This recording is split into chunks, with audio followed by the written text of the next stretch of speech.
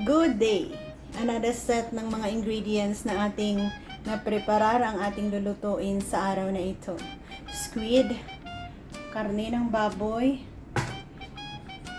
sayote, mushroom at onion flour. Yan ang mga sangkap na ating gagamitin. So stay tuned kung paano natin gawin at kung ano ang mga sangkap tugma sa bawat isa dito. Dalawang dish lang ito, guys. So stay tuned and thank you for watching. Sayote, wag ko na kayong isabay sa sayote. Linisin natin, balatan at slice sa sizes na gusto natin. And pakita ko sa inyo mamaya pag okay na. Welcome back. Nakat sa sizes na gusto. Mushroom.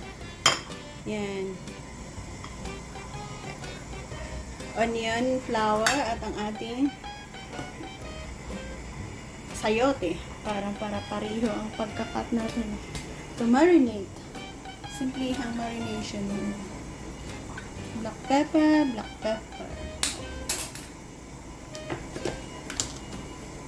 MSG,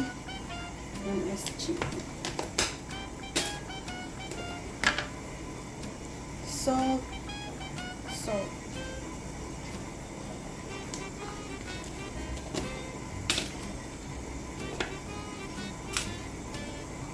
cornstarch. Ang pagkakaiba lang nila sa seafoods natin, lagyan natin ng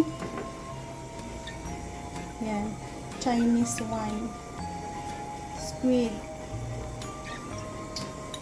So ready to cook na tayo. Samahan niyo ako sa ating pagluluto. Maglagay tayo ng good enough cooking oil para sa paggisa ng ating garlic.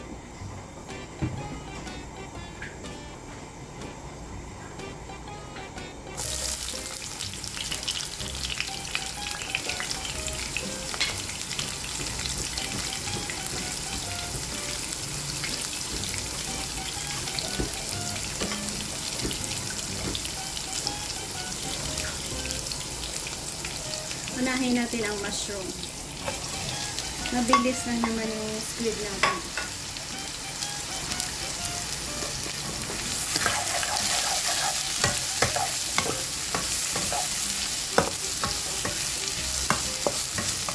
Patakan niya natin yan ng konting soy sauce.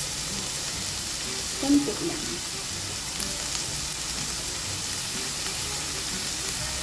Para magkaroon ng color.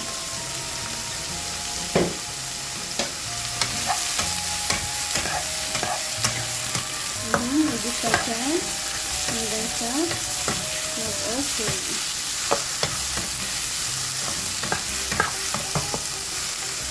Slow cook muna natin siya. Balikan.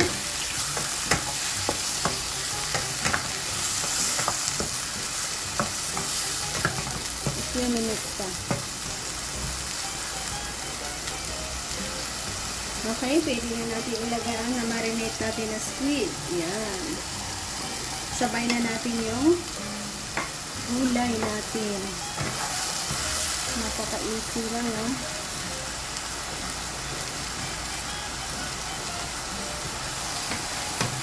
So, iyan ay mushroom at squid pa lang. Lagay natin ang gulay. O, diba? Colorful na siya. Easy lang.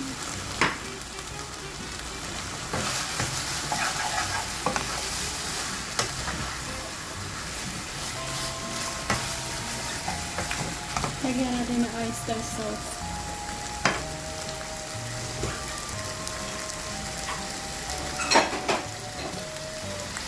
Wala na pala tayong oyster sauce. Lagyan natin ng tubig.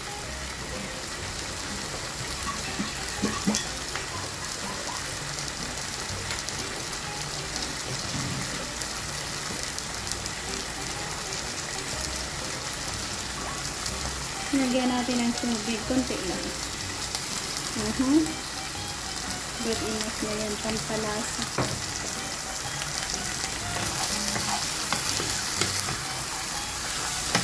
Napaka-easy lang. Mabilis na pamamaraan.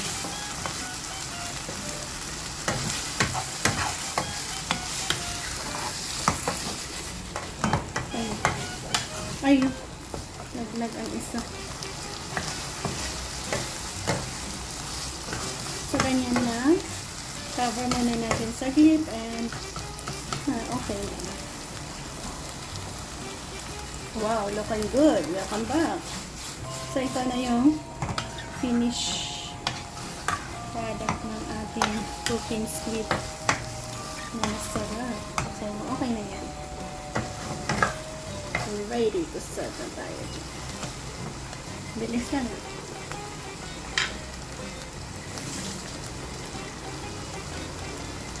Tikman niya ang sauce. That's nice.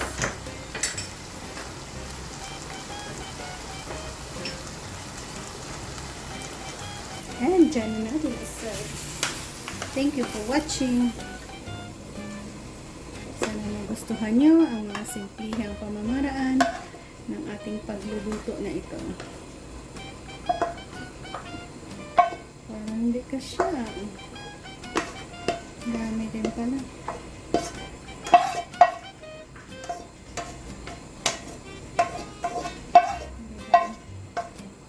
Perfect. Yan, ganyan lang ka-easy. Masi, sarap na squid recipe natin. Next, so ang ating sayote. Pag-isa ng ating konti lang garlic.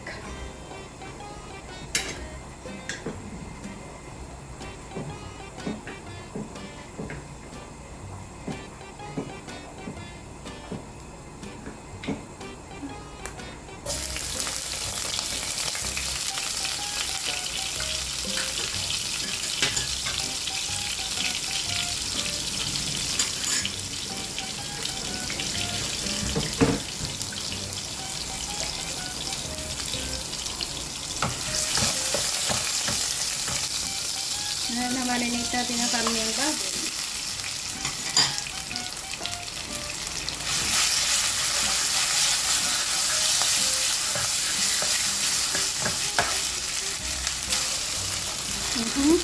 Sayote, madaming sayote yan.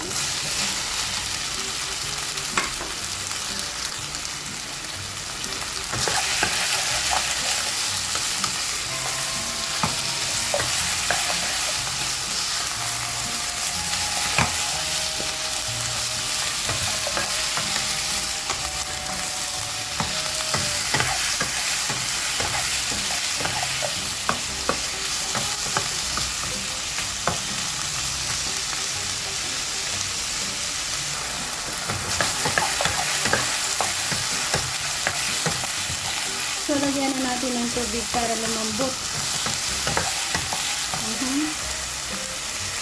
Diba mayroon tayong nilagay kanina na oyster sauce na lagyan ng tubig, nawala na. Yan na rin ang ating panlagay. Konti lang.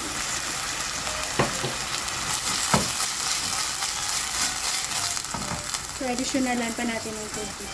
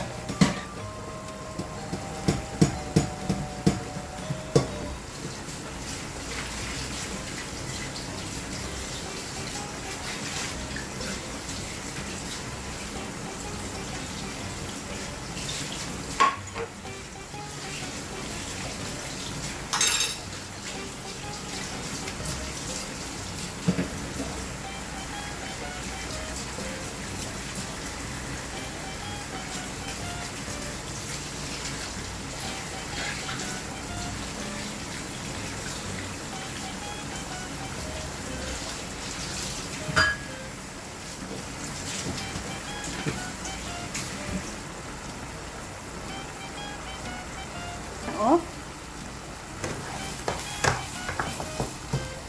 Sumabay kayo. Hindi pa rin malambot. Napahaba kayo dito, no? Wow, looking good. Malambot na rin.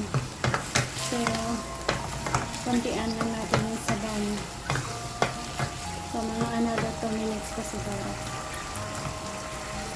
So, ayan. Okay na ito, guys. Nakuha na natin ang sakto at tamang taste, softness ng ating sayote. Ready to serve na.